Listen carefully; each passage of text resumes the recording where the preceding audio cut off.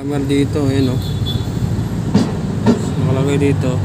Pwede po ba magpa-abono? Tip na lang po ako. Abono daw, 7-Eleven o. Tapos na. Kunin natin yan. Tapos tawagan natin. Kung ano ipapapick up. Ano ipapabono nito. Tignan natin kung where is camera to.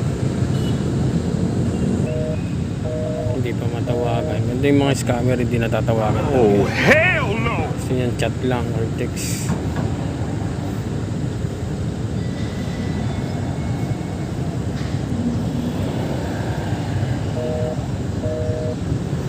Text lang yan, tingnan mo.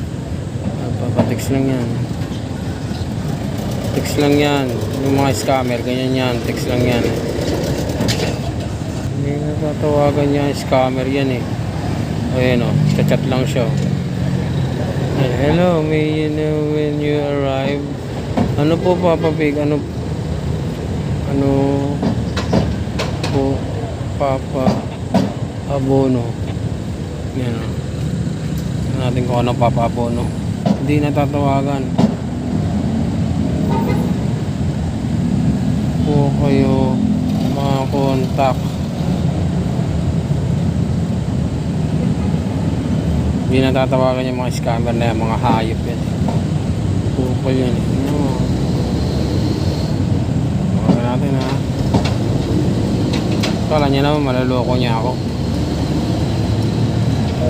Oh, diba? Scammer ka boy, alam ko yan. Michelle Silvano, scammer, 7-Eleven.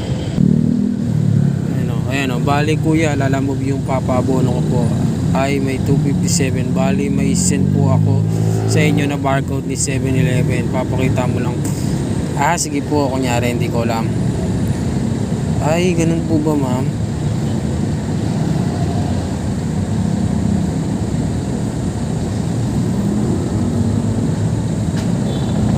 Sige po, send na lang. Kala nyo may scam mo ko. Ulul, sa kaboy. Send yan. Send yan ng barcode. Scan daw. Yan, nakalagay oh. Bali kuya, lalamog yung papaabono ko po ay 257 lang po. Bali may send po ako sa inyo na barcode. 7-Eleven, pamakita mo lang po yun sa cashier din. Scan nila. Thank you kuya, magtip na lang po ako. Wow magtitip ang lupit. Ayan na, nag-send na siya. Ayan o, barcode. Wow may pa-barcode ka pang hayop ka. 257 amount ano ka, siniswerte. Kapal lang mukha mo, magtrabaho ka.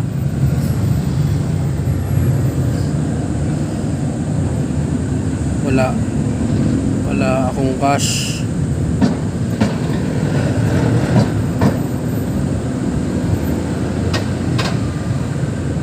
Send mo na lang sa Gcash. Kaya mo, sa akin ka magsisend naman. Hindi ko na magsisend sa akin. Gago ka. Wala kang ma-scam dito boy. Reply, tingnan natin yung reply nitong hayop na to. Another day.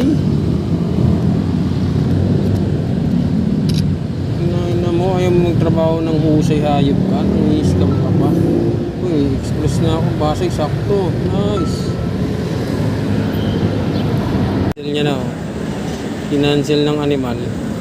Scammer ka pa, kala mo may scam mo ako. Ulul, sa kaboy.